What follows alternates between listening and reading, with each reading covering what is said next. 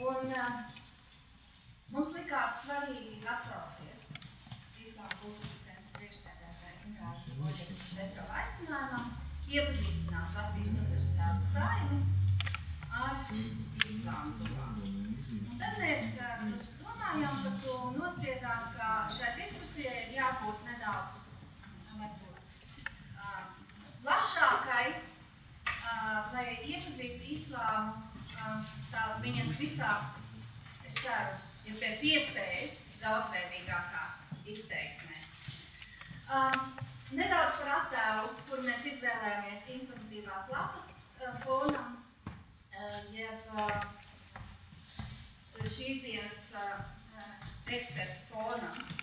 Tātad šis nav nejaušs attēls, šīs ir Izraēlas debesis, kurus nofotografējas mūsu dekārs, Ralfs Kokiers, mācību ceļojuma laikā. Un attēlā redzamais tātad šis gaismas avots, kuru iespējams izmantot kā metaforu, lai apzīmētu triju atklāsmes, jeb abrahāmisko reliģiju vienojošo Dievu šajā gadījumā. Izpratni par Dievu judaismā, kristietībā un islāmā ir līdzīgi. Tāpēc tie mākoņi, kas ir redzami attēlā, ir gaismai priekšā, iespējams grasās izplīst, un analoģiski sabiedrība pamazām mācās būt iecietīga un izprotoša pret tām atšķirībām, kuras tomēr objektīvi pastāv šajās reliģijās. Tāpat laikā pārāk liela koncentrēšanās uz atšķirīgo var novest pie situācijas, kad mākoņi sabiedzē un aizstāds gaismu ikvienam, neatkarīgi no tā, cik pareizi vai nepareizi mēs interpretējam dievišķo patiesību.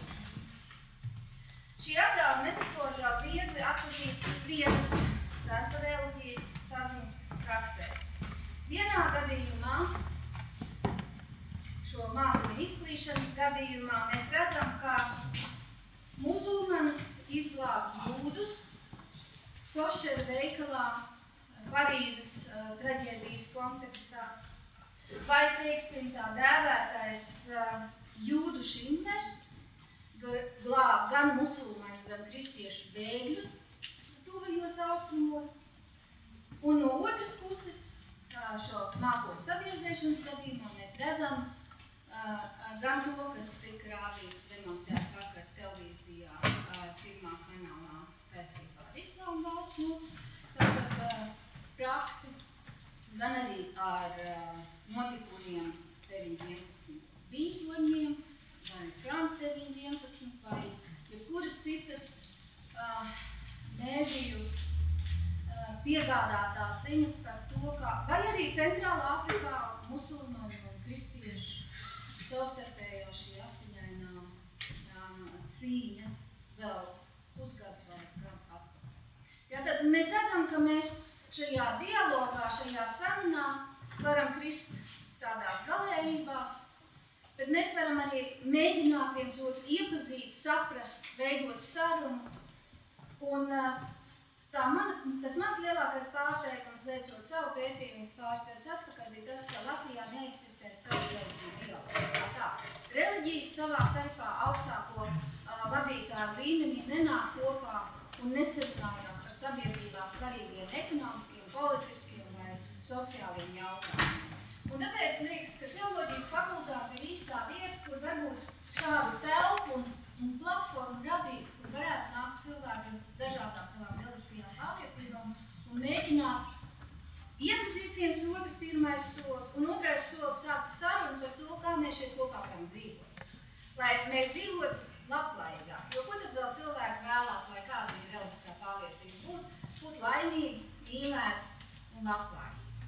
Un tāpēc mēs šodien esam aicinājuši uz sarunu 4 ekspertus, 3 no tiem jūs redzat šeit priekšā. Es arī iepazīstināšu, sniegšu tādu nelielu vizītkārtu par katru, un 4. eksperts mums sēž zālē un solījās arī atbildēt uz jautājumiem un iesaistīties diskusijā tajā brīdī, kad viņam būs ko teikt. Un tātad pirmkārtām mūsu viesis un eksperts ir Islāma kultūras centra vadītājs, priekšsēdētājs Imrāns Oļegs Petrovs.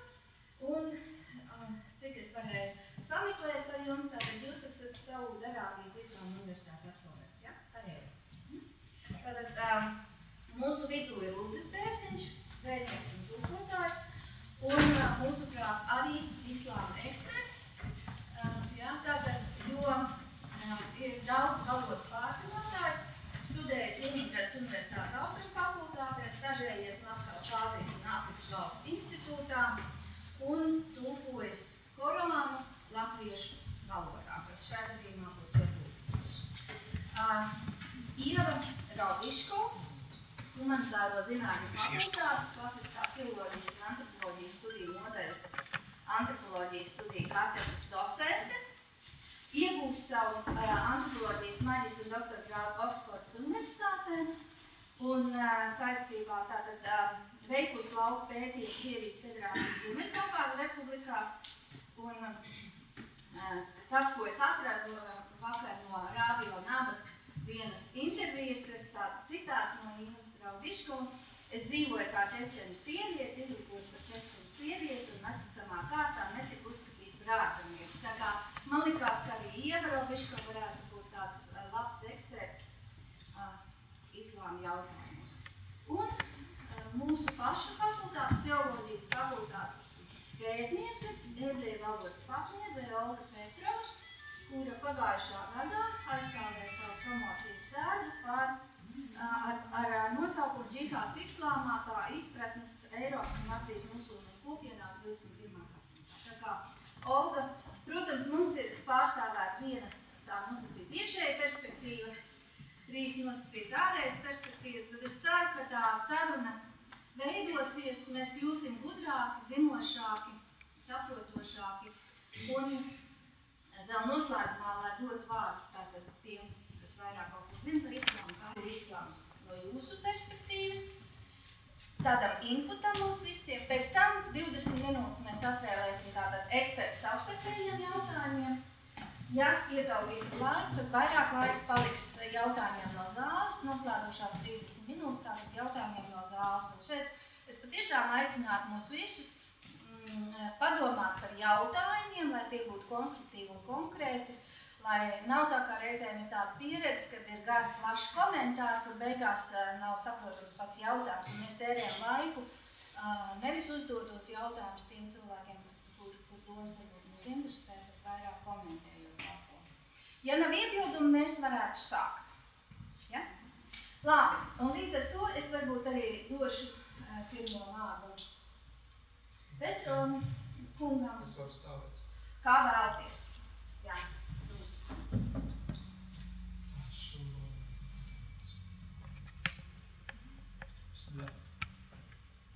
Ar Dievu vārdu. Ko es varu pateikt par islāmu? Kā cilvēks, kurš nomainīja savu dzīvi pret islāmu. Kurš ir piedzimis šajā valstī. Ļoti labi zina, kāda ir šis valsts jaunieši, kas ir šī valsts, kāda ir šī sabiedrība, kurš nomainīja šo visu pret islāmu. Pirmkārt, un tas ir pats svarīgākais, islāms tas tiešām nav tik daudz ap pierādījumiem, pierādījumu meklēšanu, kas ir patiesība. Jā, tāda lieta ir islāmā, bet islāms tā ir ticība. Un ticība tas ir kaut kas no Dieva, tā ir galva no Dieva. Ja viņa ir, tad viņa ir. Ja viņas nav, tad nav svarīgi, cik cilvēks izlasīs grāmatas un cik daudz viņš meklēs, viņš paliks neticībā. Tāpēc pirmkārt, svarīgi zināt, ka mums jāmeklē tā Dieva valdība. Un kuru tad Dievs vērt pie ticības? Kuru tad Dievs vērt pie ticības? Ja cilvēks tev ir pelnījis, tad Dievs viņu atver. Tāpēc mēs sakam, ja mēs uzstājamies muslimu priekšā un sakam assalamu alaikum, miers jums. Bet ja mēs uzstājamies dažādu cilvēku priekšā un sakam assalamu ala man ittaba al-huda. Miers un sveicini tiem, kas seko patiesībai. Miers un sveicini tiem, kas vismaz dažreiz aizdomājas par patiesību. Kas ir patiesība? Mūsu dzīvēs ir daudzas lietas. mūsu vecāki, mūsu bērni, brāļi, māsas, tēvs. Bet ja cilvēkam kādreiz ienāk prātā, ka šajā dzīvē jābūt kaut kam augstākam, kaut kam svarīgākam par šīm visam lietām. Ja viņam kādreiz ienāk prātā, tad ziniet, ka atbildi nav jāmeklē filmās, vai daļa literatūrā, vai poezē, vai prozā, bet gan jāmeklē tajā avotā, kurš ir vienīgais, kurš pretendē uz atbildēm uz šiem jautājumiem, un tie ir Dieva pravieši. Tie ir cilvēki, kuru Dievs izvēlēs, kuri bija labāki no cilvēkiem vēl pirms tam, kad kļūt par praviešiem, tāpēc viņi arī kļūt par praviešiem, tāpēc, ka viņi bija labāki, šķistāki.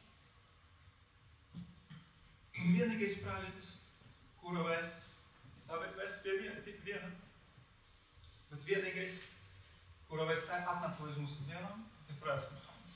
Jūs varat par pārbaudīt, ja šeit ir teoloģijas fakultātes studenti, ja jūs zināt, ka neviens no praviešiem, kurš nāca pirms Muhameda, mums nav precīzi tas, ar ko viņi ir atnākuši. Vienīgais ir Muhameds. Un ja cilvēks jau to ir izdarījis, viņš jau ir izstudējis par Muhamedu savu labu, viņš jau ir izstudējis par islāmu. Un viņš neko nejūt, tad zini, ka tu esi attālināts. Un ko nozīmē, ka tu esi attālināts? Dzīvot tādā sabiedrībā, varbūt tas ir ikdienišķais stāvoklis. Mēs neko nedzirdam par Dievu. Mēs nerunājam par Dievu. Mums neko nesaka par Dievu. Mums jau no bērnu dārza, nevis no pirmas klases, bet no bērnu dārza mēģina ieputēt pavisam citas lietas. Attālināts tas nozīmē, ka tas, kurš tevi radīja, tavas matas zemē. Ka tas, kurš rada abolus, tas, kurš rada veidus uz zemes, tas, kurš radīja šo pasauli neradīs par sevi. Un ja cilvēks tam patiesi tic, tad viņš ir jūsis, viņš ir garīgis livs. Tas, kurš rada tevi tavas matas zemē, viņš tevi neradīs. Tas nozīmē, ka jūs attīstības. Un kamēr viņš nemainīs šo stāvokli, cilvēks neko nesapratīs, nav svarīgi, cik grāmatas viņš izlasīs.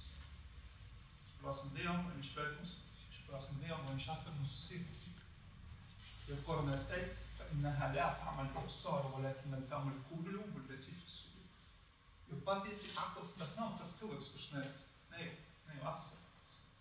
Jo tā, kas ir sirdis, kuras atradus mūsu rūpes.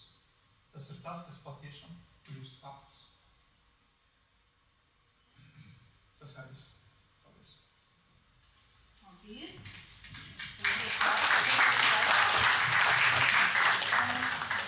Varbūt es aicinātu Ievu atbildēt uz jautājumu, kas ir islāms jūsu perspektīvā, no jūsu skatījuma, kāds tas ir? Jā, Islāms, es sapratu no pirmās uzstāšanās, islāms ir ticība. Jā. Es varu papildināt par Latviju. Jā, jums ir laiks, jā. Attiecībā uz šo valsti, tas jau tā tēma, tas diskusijas tēma bija islāms Latvijas piemērs. Islāms ir kaut kas ir piemērots jebkurai valstī, jebkurai vietai, jebkura laika. Tā nav absolūti nekā tāda, kas būtu piemērots pirms 1400 gadiem nav piemērots. Tas ir. Tāpēc mēs uzskatām, ka Latvija ir ideāla vide, kur mēs varam iztenot islāma likumus, mēs varam iztenot, kur cilvēki var tuvināties islāmam. Un tas, kas mūs attālina, ne jau, mēs visi piedzimstam ticībā. Bērnam nav jāstāsta par to, ka ir Dievs. Viņš skatās uz šo pasauli apkārt un uzdod jautājumus. Bet problēma, ka māte nezina, ko atbildēt. Viņa pati neko nezina. Un tad mums padara par zinātniskiem ateistiem, parastiem ateistiem, par Jēzus pielūdzējumu, par visu kaut ko pārēju. Bet katrs bērns ir muslims. Un muslims tas nozīmē padarīt savu Dievu. Tas, kurš tas te visi praviši, tas, pie kā sauc ir visi praviši. Un Latvija ir ideāla vide. Ideāla vide kam? Vai islāms piestāv Latviju? Jā, 100%.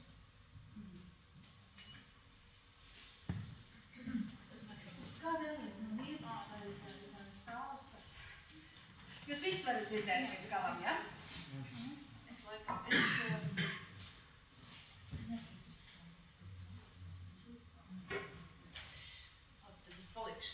sēžam, es pirmkārt gribētu teikt, ka es sevi neuzskatu par islāma ekspertu. Nekādā gadījumā. Un man vispār raksturīgs eksperts liekas stipri šaubīgs. Kāpēc īpaši mēs runājam par islāma ekspertiem? Tāpēc, ka islāma eksperti, manuprāt, rietumu pasaulē veidojuši ļoti specifisku, ļoti kategorisku, daudziem stereotipiem piepildītu islāma tēlu, kas nav vairojis zināšanas. Ļoti daudzos gadījumos drīzāk vairojas nezināšana. Bet kā es pati nonācu vispār līdz brīdim, kad es tiek aicināta uz diskusiju par islāmu, tas, protams, saistīts ar manu pētījumu Čečenijā. Un tur es tieši redzēju, Jānis Oļegs Petrovs teica šeit, ka islāms ir universāls, tas ir piemērojams un ticēt var jebkurā vietā pasaulē.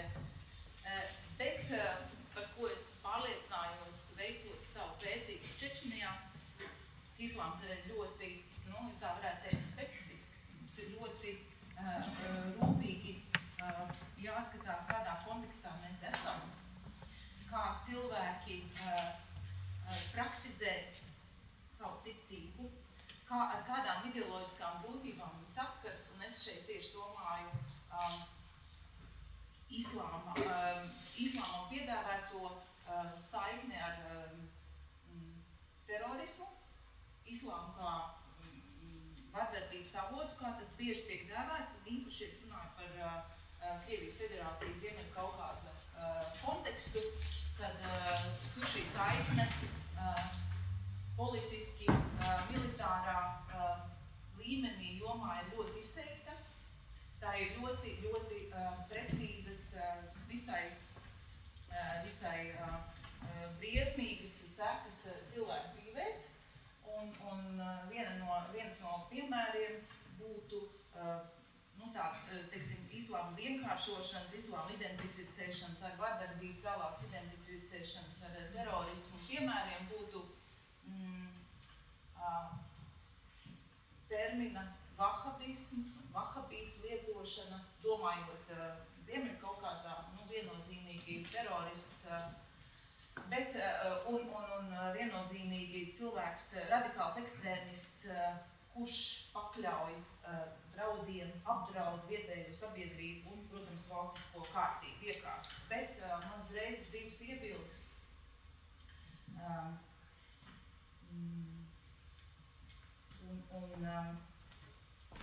Viena no tām ir tā, ka terorisms tieši Ziemeļkaukāzas reģionā nav raksturojams, vismaz manā skatījumā, kā kaut kas ārējs, tam nav tieši sakara ar Sauda-Arābiju 18. gadsimta attīstījušos virzienu,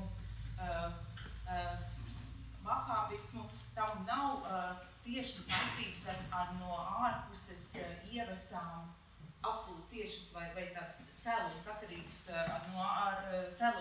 saistības ar no ārpuses ievestu ticību un finanses līdzekļiem un tā tālāk. Nē, pretvalstiskas darbības Ziemeļkaukāzā ir vietējas izcelsmes, tām ir kara vēsture, un lai to saprast, būtu jāskata vietējais vēsturiski politiskais konteksts vispirmām kārtām.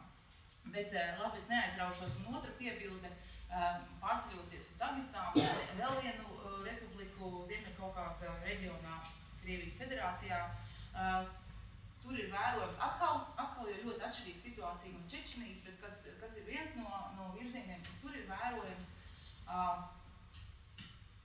centieni iedibināt citu, labāku, demokrātiskāku, vienlīdzīgāku kārtību, valsts pārvaldi, attālināties no ļoti korumpētās, dažbrīd pēdiņā pārvaldības, ko nodrošina Dagestānas republikas elite. Nē, un šī labākā, vienlīdzīgākā, saturīgākā pārvalde tad ir balstīta islāmā, ir balstīta šarī likumā teiksim, tas ir vēršanās pie reliģijas šajā gadījumā, pie islāma ir centieni meklēt, atrast kādu labāku veidu, kā cilvēkiem dzīvot kopā sabiedrībā, valstiski organizētā. Tātad atkal jau ļoti vietēja neapmierinātība, kas radusi kaut kādā veidā risinājumu, kas tiek meklēts negluži vietējā, bet arī vietēji universālā tādā ietvarā. Bet atgriežoties pie Latvijas, es gribētu runāt ne tik daudz par Latvijas musulmaņiem, ar kuriem man nav bijusi ļoti cieša saskara, bet es drīzāk gribētu nedaudz pievērsties tam, kā par islāma musulmaņiem mēs Latvijā runājam, kā tie tiek atspoguļoti Latvijas publiskajā telpā.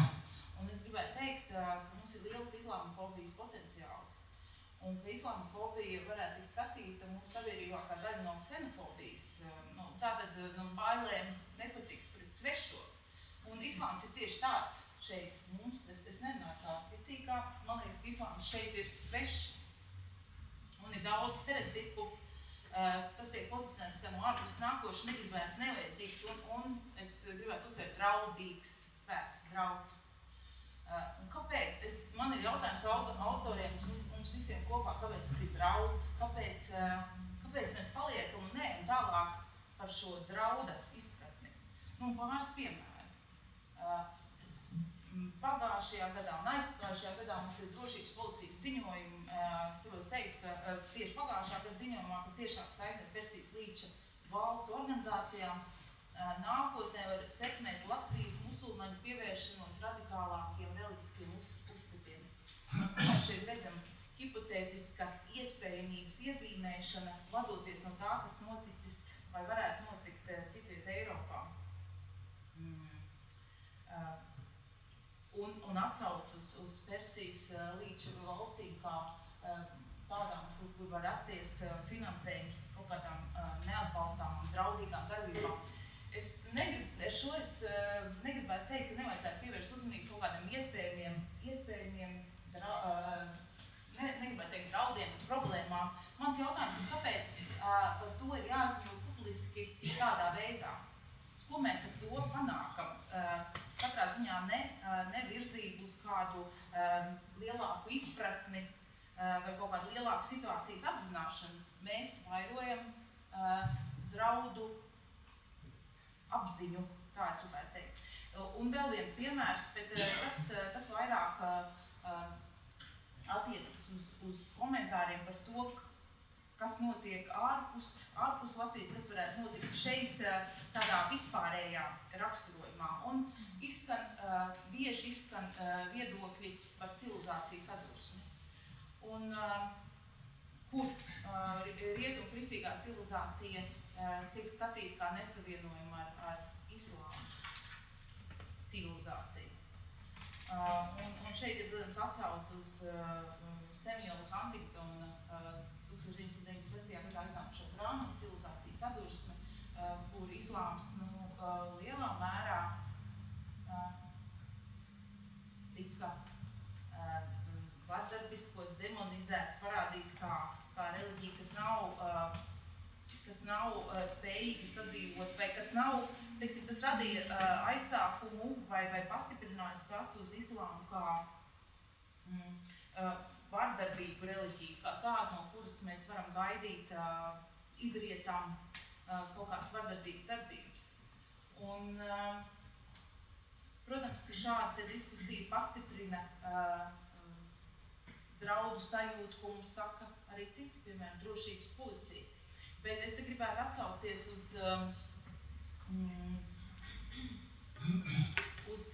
dažiem autoriem, piemēram, ugandiešu domātāju politikas pētnieku Mahmudu Mamdani, kuram ir raksts, viens no daudzajiem sliktais musulmanis, labais musulmanis, kurā viņš norāda, es tulkoju no angliskā nosaukuma pašlaik, kurā viņš norāda uz to, kā civilizācijas sadursmes pieeja tika mīkstināta, bet turpināta, piemēram, pēc 2001. Gada terorakta Ņujorkā. proti, ka ļaunuma sakne, vardarbības avots tika identificēts tieši kā mans jau minētais vahabisms, un kāpēc tam tika attīstīts, izvērsts slikto labo musulmaņu dalījums, kur valsts vīru tādu kā Tonijs Blērs vai George Bush runās varēja manīt, izlasīt, dzirdēt aicinājums cīnīties pret sliktiem musulmaņiem ar labo musulmaņu palīdzību, vienalga, kur tas būtu Afganistānā, Palestīnā un tā tālāk.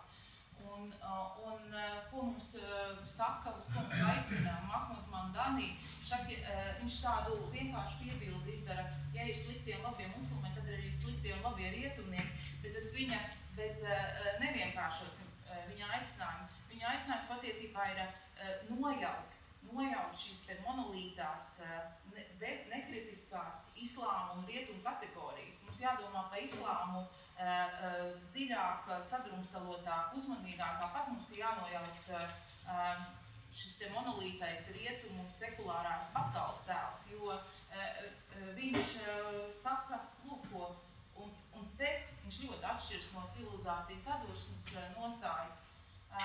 Nekad jau šīs divas puses nav eksistējušas pilnīgi atrauti. Gluži otrādā tās vienmēr ir eksistējušas kaut kādā savstarpējībā, kaut kādā ietekmējot vienu otrus. Un to mēs redzam tieši, ja mēs pievēršam uzmanību konkrētām vietām pasaulē.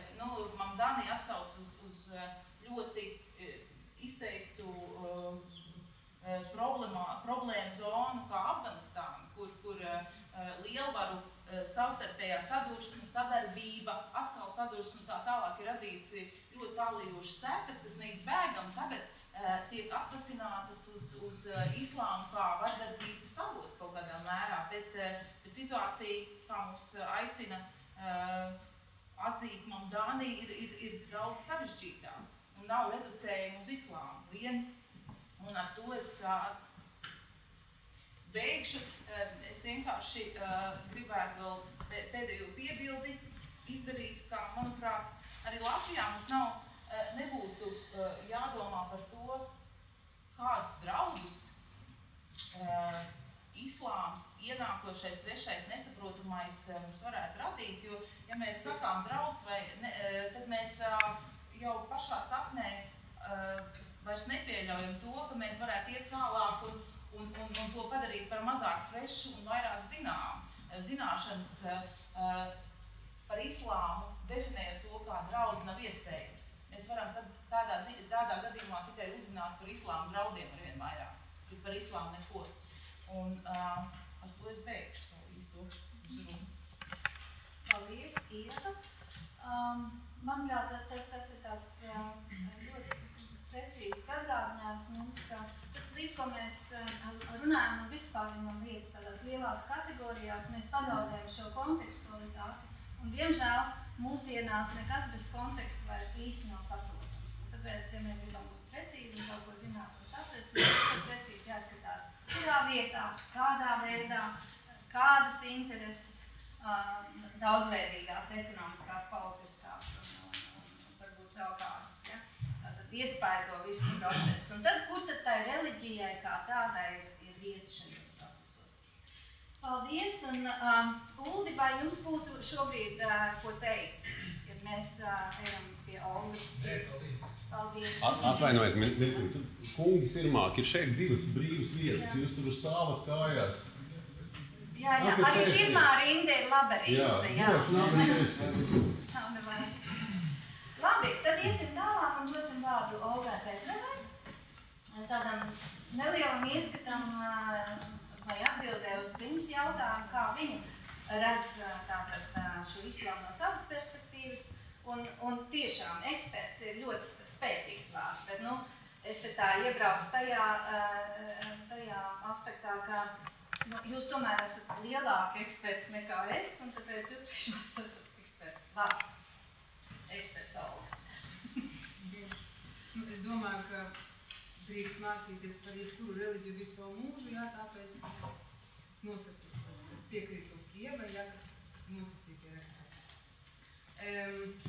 Un tad šīs referāta pamatā ir autoras promocijas darba izpētes daļa arī. Šajā referātā tiks aplūkoti sekojoši jautājumi, tad musulmaņu skaits Eiropas teritorijā un Latvijā, un otrais dažādu islāma novirzienu daudzveidība Eiropā un Latvijā. Protams, īsi, ja? Jo man jāiekļaujas 10 minūšu laikā. Eiropas teritorijā 2010. gadā, es uzsveru, dzīvo apmēram 44 miljonu musulmaņu, 6% no visiem Eiropas iedzīvotājiem. Protams, valstis līderi pēc musulmaņu skaitā ir Francija, Vācija, Lielbritānija, arī drīkst minēt Itāliju un Spāniju. Savukārt Latvijā par musulmaņu skaitu ir pretrunīgi dati, proti no nedaudz vairāk par 300 sekotājiem līdz 10 000. Tomēr, runājot par Latvijas musulmaņu skaitu, jāņem vērā viens svarīgs faktors, proti bieži vien runājot par islāmticīgajiem, netiek nodalīti praktizējošie musulmaņi no nomināliem musulmaņiem. Daudzi cilvēki pauž savu iekšējo piederību islāma kultūrai, balstoties savā tautībā, bet nepildot islāma priekšrakstus. Protams, šajā gadījumā var rasties jautājums, vai drīkst šādu cilvēku, kurš nepraktizē islāmu, dēvēt par islāmticīgo. Tomēr nevar noliegt, ka ir cilvēki, kuri jūt savu saistību ar islāmu un piederību islāma kultūras mantojumam. Eiropas Savienības teritorijā dzīvo gan sunīti, gan šīti, gan sūfī, gan musulmaņi no dažādām musulmaņu sektām.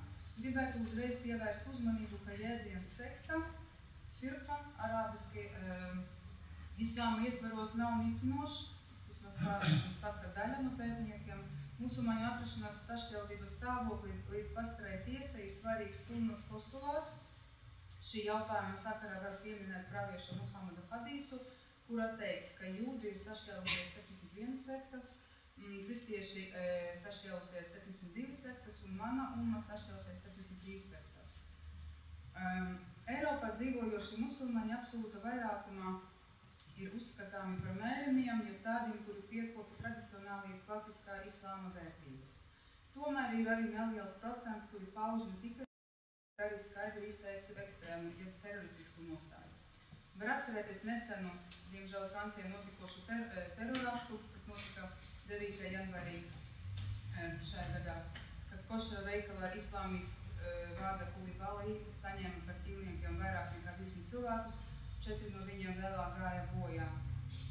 Ir arī citi piemēri, piemēram, 2004. gadā martā Madrīdē notika vairāki terorakti 4 vilcienos, vai 7. jūlijā 2005. gada Londonā, kad notika pašnāvnieku iztenoti terorakti 3 vilcienos. Sīrijā karo daudz musulmaņu no Eiropas. Mans jautājums, kāpēc tas notiek, taču islāmām piemīt cīņa pret citiem cilvēkiem, iecietība, tolerance pret citām reliģijām. Un tas tiešām, manuprāt, atslēg jautājums, jo Eiropas sabiedrībai nemitīgi ir jautājums, kāpēc tas notiek. Jo islāmam tiešām ir tolerance un ir iecietība pret citiem, bet tas notiek, un tad rodas kaut kāda problēma jautājums, uz kuru jāmeklē atbilde. Eiropā, kā jau tika minēts, agrāk dzīvoja dažādu novirzienu musulmaņi. Eiropas Savienības kontekstā runājot par islāmu, Latvija ir savu īpaša vieta.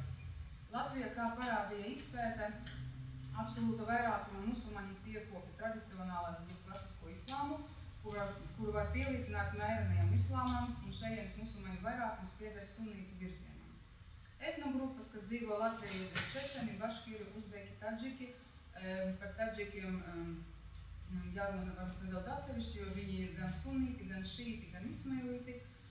Dzīvo arī tatāri, kazafi, bet ir arī šīti, bet viņi identificē sevi ar Latvijas musulmaņu ummas kopumu, proti lūdzās kopā ar sunītiem, un viņam nav dogmatiski atšķirību ar pēdējiem.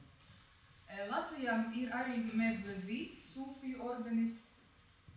Kaut kā rādīja izpēte, šī ordeņa adepti nevar skaitīties par islāma piekritējiem, jo liela daļa no šiem adeptiem nepieder islāmam, kā arī šī ordeņa šeiks ir sieviete. Mevlevi sūfiju ordeņa mājaslapā ir parādīts, ka sievietes dejo kopā ar vīriešiem, kas ir pretrunā ar islāma dogmātiku, gan dēja, gan atrašanās fizisku tuvu svešam vīrietim, un sieviete skaitās harāmi vaislieks. Jāpiebilst, ka mājaslapā parādījies arī jēdziens maija, jeb ilūzija, kas piemīt budismam. Terminoloģija sufisma ietvaros arī jābūt saistītā ar islāmu, nevis ar kādu citu reliģiju. Visu šo faktu kopums liecina par to, ka Mevlevi ordenis, kas atrodas Latvijā, neatbilst klasiskā islāma normām. Tomēr Latvijā atkal, kas kā parādīja izpēte, ir sieviete, kura piekopja Šazelijas sufisma ordeņa uzskatus.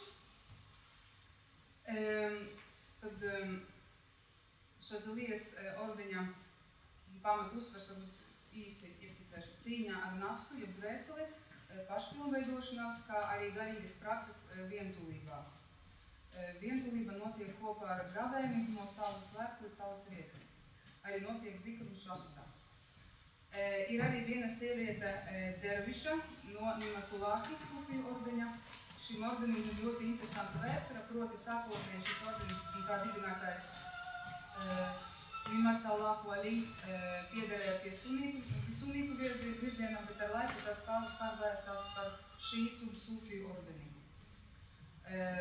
Vēl Latvija ir Džamaat Tabligh sekotāji. Ar šīs organizācijas pārstāvi brauc uz Latviju ar misionējošo darbību. Runājot par šo organizāciju, jāmin visi pretrunīgas liecības, piemēram, Krievijas muftiju padomes loceklis un Āzijas Krievijas daļas musulmaņu garīgo lietu pārvaldes priekšsēdētājs Ašijovs raksta, ka Džamaat Tabligh locekļi postulē nevardarbību un kara izmantošanu uzskatām par grēcīgu un nepieņemamu. Pētnieks Roā norāda, ka Džamaat Tabligh ir apolitiska un likumpaklausīga organizācija. Rakstā musulmaņu tīkli un kustības Rietumē Eiropā norādīts, ka Džamaat Tabligh un tradicionālie sūfiju ordeņi koncentrējas uz personīgu dievbijību. Bieži Džamaat Tabligh dēvēta par globālu izglītības un misionējošo kustību. Pašlaik Džamaat Tabligh darbojas daudzas pasaules valstīs, skaitā Rietumē Eiropā un arī Austrumē Eiropā. Tomēr dažu bijušo PSRS valstu teritorijā šī organizācija skaitās aizliegtā. Tajā pašā laikā citos avotos, piemēram, pētniece komisijā norādīts, ka ekspertu viedoklis par šo organizāciju nav vienots. Jautājumā par to, vai šī musulmaņu atzimšanas organizācija apdraud šodienas sabiedrību vai nē. Dažos avotos Džamaat Tabligh sauc par fundamentālistiem, par komunalistiem, no jēdziena komuna, bet citos dēvē par organizāciju, kas saistīta ar ekstrēmistiem. Pierādot un apgalvojumu, ka Tabligh kalpo par ekstrēmisma platformu, tika sniegta informācija, ka 2008. gada Spānijā policija arestēja 14 Tabligh locekļus, kuri plānoja veikt teroraktu ar pašnāvnieku palīdzību. Savukārt drošības policijas pārskata rakstīts, ka līdzīgi kā iepriekšējos gados arī 2013. gadā Latviju apmeklēja Eiropā neviennozīmīgi vērtēta starptautiskā misionāru un ortodoksāla islāma interpretācijas sludināšanas kustības Džamaat Tabligh misionāri no ārvalstīm. Līdz šim Džamaat Tabligh aktivitātes Latvijā nav veicinājušas vardarbību un tieši uz terorismu draudus, taču pārskata laikā kustības pārstāvji ir sākuši aktīvi veicināt Latvijas musulmaņu kopienas pārstāvji uz vienas ticības nostiprināšanas ceļojumos uz valstīm, kur ir nozīmīga teroristu un grupējumu klātbūtne.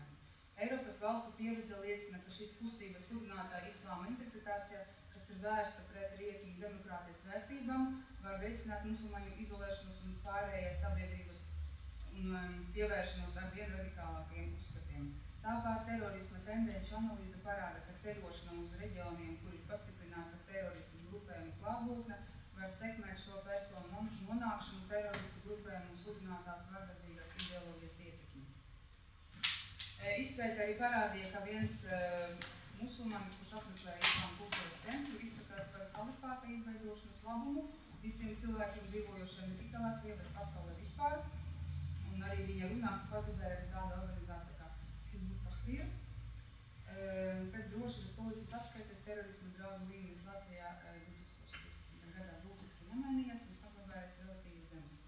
Tādēļ gribētu ar atkārtošanu, ka klasiskais, jo tradicionālais islāms ir iecietīgs pret citām reliģijām un, manuprāt, nekāda gadījumā nedrīkst sasaistīt islāmu ar terorismu. Nekāda gadījumā.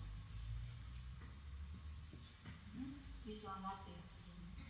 Vispār islāmu. Nekādīgi tas nav Latvija. Vispār islāmu nedrīkst pielīdzināt terorismu. Nekāda gadījumā tas ir kļūda rūpīgi.